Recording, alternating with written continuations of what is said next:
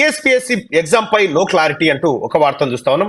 Commission chairman 3 మెంబర్ల రాజీనామా ఆమోదించని governor అంటూ ఇది ప్రధానమైనటువంటి వార్త వెలుగు దినపత్రికలో. టీఎస్పీఎస్సీ చైర్మన్ కి సంబంధించి అయితే రిజైన్ చేయబోమంటున్న ఇంకో 2 మెంబర్లు కొత్త బోర్డు వస్తేనే రిక్రూట్మెంట్ రిజల్ట్ పై ముందుకంటూ ఒక వార్తను చూస్తా ఉన్నాం. ఇక అలాగే గ్రూప్ 2 పరీక్షల తేదీలు ప్రకటించిన జరిగేది డౌటే అంటూ ఒక వార్తను కూడా మనం దీంట్లోనే చూస్తా ఉన్నాం.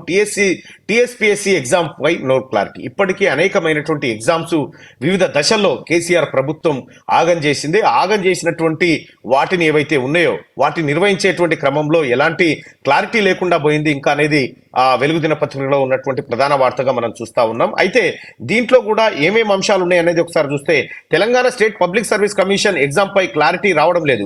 గ్రూప్ 2 పరీక్షల తేదీలను అసెంబ్లీ ఎన్నికల టైంలో కమిషన్ ప్రకటించినప్పటికీ ఇప్పుడు వాటిని ఆ తేదీల్లో నిర్వహిస్తారా లేదా అన్నది డౌటే. కాంగ్రెస్ ప్రభుత్వం రాగానే కమిషన్ చైర్మన్ తో పాటు మరో 3 సభ్యుల రాజీనామా చేశారు. ఈ రాజీనామాలపై ఇప్పటికీ గవర్నర్ ఎలాంటి నిర్ణయం తీసుకోలేదు. మరోపక్క ఇంకో 2 సభ్యులు మాత్రం ఎప్పట్లాగే విధుల్లో కొనసాగుతున్నారు. రాజీనామాలను గవర్నర్ ఆమోదించి కొత్త బోర్డు వస్తేనే కమిషన్ కార్యాచరణ ఎగ్జామ్ నిర్వహణపై స్పష్టత రానుందంటూ ఒక వార్తను చూస్తా ఉన్నాం. అయితే గ్రూప్ 2 కానీ గ్రూప్ ఎగ్జామ్స్ కానీ ఇంకా కొన్ని ఇతరత్ర ఎగ్జామ్స్ ఏవైతే ఉన్నాయో అవి సందిగ్ధంలో పడ్డాయి.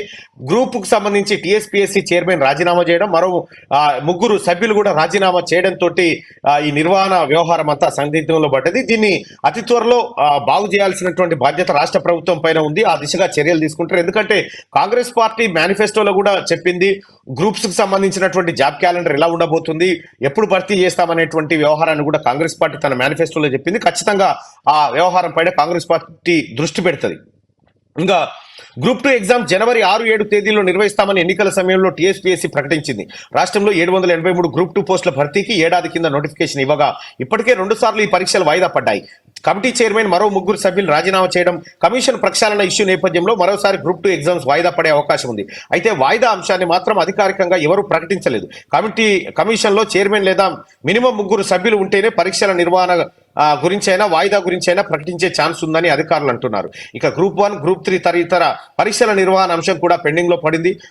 9210 పోస్టుల భర్తీ కోసం నిర్వహించిన గ్రూప్ 4 ఫలితాలు విడుదల కాలేదు. వీటి కోసం లక్షలాది మంది ఎదురు చూస్తున్నారు. పలు పోస్టులకు సంబంధించిన ఫలితాలు కూడా రావాల్సినటువంటి అవసరం ఉంది. అయితే ఇక్కడ గ్రూప్ 2 పేపర్లు 2 సార్లు లీక్ చేశారు. కేటీ రామారావు బ్యాచ్ గ్రూప్ 2 పేపర్లనే అమ్ముకురు, ఉద్యోగాలను అమ్ముకురు. న్యూజిలాండ్ వాడు, సౌత్ ఆఫ్రికా వాడు వచ్చి ఎలాంటి ప్రిపరేషన్ కాకుండా అత్యధిక మార్కులు కొట్టి గ్రూప్ 1 ఉద్యోగాలు సాధించే ప్రయత్నం చేశారు. అయితే గ్రూప్ 1 నుంచి ఎట్లాగో ఇక కంఫర్ట్ ఐఏఎస్ గా అట్లా వెళ్ళిపోవచ్చు, ఐపీఎస్కి వెళ్ళిపోవచ్చు అనేటువంటి డ్రామాలతోటి కేటీ రామారావు అలాగే కల్వకుంట్ల కవిత గారు కూడా ఇందులో ఇన్వాల్వ్ అయినట్టుగా అప్పుడు గతంలో ఆరోపణలు వచ్చినాయి. ఏదేమైనప్పటికీ కూడా గ్రూపు టీఎస్పీఎస్సీ ప్రక్షాళన మాత్రం చేయాల్సినటువంటి అవసరం ఉంది. దానిపైన ఒక నిపుణుల కమిటీ వేసి దానిపైన చర్యలు తీసుకునేటువంటి అవకాశం కనిపిస్తా ఉంది. అయితే దానికి నిపుణుల కమిటీకి కోదండరామా లేకపోతే ఆకునూరి ముర్లా ప్రాతినిధ్యం వహించి టీఎస్పీఎస్సీ ప్రక్షాళన విధి విధానాలు ఎలా ఉండాలి, జాబ్ క్యాలెండర్ రూపకల్పన ఏ విధంగా ఉండాలనేది ఆ కమిటీ సూచన చేసే అవకాశం అయితే కనిపిస్తా ఉంది. అయితే